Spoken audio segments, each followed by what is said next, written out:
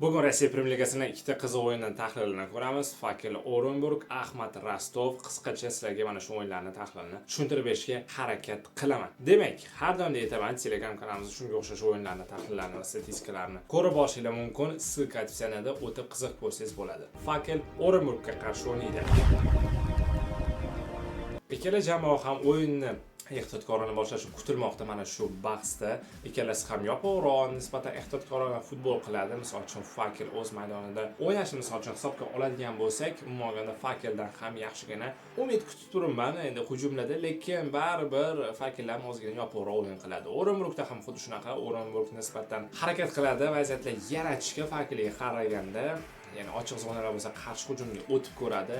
Fakil esa aynan shu Orenburg ochilgan zonalardan foydalangan holatda ular ham hujumni qaytarib javobiga kontratakada o'ynashi mumkin. Lekin ikkalasini ya'ni shu ikkala jamoadan bittasini g'alabasiga men to'g'risi shoshilmayman. Chunki bu o'yin ehtiyotkorona yopiq o'yin bo'lishi kutilmoqda. Ikkalasi ham himoyada juda yaxshi tartibli harakat qilishadi, kontratakalada bir-biriga javob berishi mumkin. Xullas, umuman ikkalasi deyarli teng darajadagi jamoalar deb aytsam bo'ladi. Fakil Orenburg, chunki ikkalasi ham boshqa yetakchi jamoalarga ham xuddi shunaqa o'yin uslubini qilishgan edi bundan turlarda Rossiya Premyer Ligasini. Va mana bugun o'zlari birga to'qnash kelishdi va ikkalasi ham yana o'yinni tempini bittasi oshirsa, ikkinchisi o'ziga tortishi mumkin. Mana shunaqa tarzda o'yinni o'tkazilishi kutilmoqda Fakil Orenburg o'rtasida. Va shu sababli bizning tanlovimiz umumiy gol soni 3.5 tadan kam bo'lishi kutilmoqda. 1-0, 1-1, 1-2 yoki 2-1 bo'ladigan bo'lsa, bizning tanlovimiz o'tadi. Chunki aynan bunaqa hisoblar bo'lishi sababi ikkalasi ehtiyotkorona o'yin qilganda shoshilishmaydi ko'proq gol urishga. Ya'ni kichikroq minimal hisobda yutishi mumkin yoki minimal hisobda mag'lubiyatga uchrashi mumkin bo'ladi mana shu ikkala jamoadan bittasi. Yana o'yinni kuzatish kerak. Balki Fakir o'yinni boshidan agressiv futbol qilib, o'yinda oldinga chiqib olishga harakat qiladi va agar bunaqa bo'ladigan bo'lsa, Orenburgning o'yin uslubi buzilib ketadi va ular ham himoyaviy o'yinini hujumkorona o'yinga almashtirishga majbur bo'ladi. Ya'ni ochiqroq futbol qilishadi. Shu sababli ko'rish kerak bo'ladi bu o'yinni. Yana ko'ramiz, tahlil qilamiz. Telegram kanalimizda yana sizlar bilan bo'lishib boramiz bu o'yinning informatsiyalarini. Ikkinchi o'yin bizda Ahmad Rostov.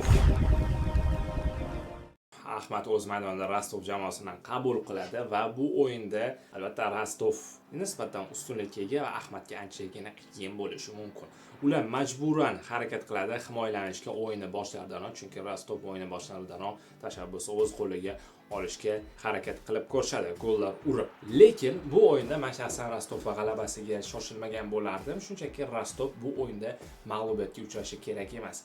Agarda misol uchun Rostov birinchidan ham gol uradigan bo'lsa Ahmadga va Ahmad majburan hujumga o'tishiga to'g'ri keladi va qo'shimcha imkoniyatlarni Rostovga yaratib berib, Rostov yana ko'proq gol urishiga sababchi bo'lishi mumkin. Yoki teskari ssenariyni ko'rishimiz mumkin o'yinda. Ya'ni Ahmad o'yinda boshlarida pressing qilib, kontratakada keskin ketma-ket qarshi hujumlar qilgan bo'lsa, Rostovni ancha qamab qo'yishi ham mumkin va balki agarda hujumlar o'xshab qolgan bo'lsa, Rostovga gol uradi. Umuman olganda Rostov aynan mana shu o'yinda mag'lub bo'lmasligi kerak. Ahmadga g'alaba kerak emas.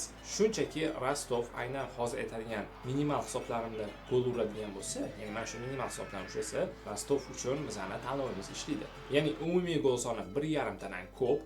Rostov mag'lub bo'lmaydi x2 va buning uchun esa 1-1, 2-1, 2-0 yoki 3-2 hisoblarida g'alaba bo'lishi kerak yoki mana shu hisoblar saqlanib qolishi kerak bo'ladi. Agarda bizning Rostov bo'yicha tanlovimiz o'xshashini istasak. Lekin o'yinning boshida ham va o'yin oxirlarida ham imkoni boricha harakat qiladi. Shu Rostov aytib o'tganimdek, maksimal gol urishga, chunki hujum chizig'ida yetarlicha yaxshi kuchli jamlangan, himoyada yaxshi tur berisha oladi. Qarshi hujumlarga qarshi. Shu sababli mana shularni ikkalasidan kombinatsiya qilgan holatda Rostov bemalol Ahmadga qarshi yaxshigina o'yin ko'rsatsa kerak deb o'ylayman. Yana bilmadim, ko'rish kerak. Chunki Rostov ba'zida xato qilib qo'ygan vaziyatlari ham bo'ladi. Kuchsiz jamoalarga qarshi iminni, kuchli jamoalar bilan yaxshi o'ynaydi, lekin mana shunday kuchsiz jamoalarga qarshi ba'zida sensatsion mag'lubiyatga ham ushlab qolgan vaziyatlar bo'ladi. Lekin bugun unaqa emas, chunki tarkib jihatidan ancha optimal ko'rinmoqda.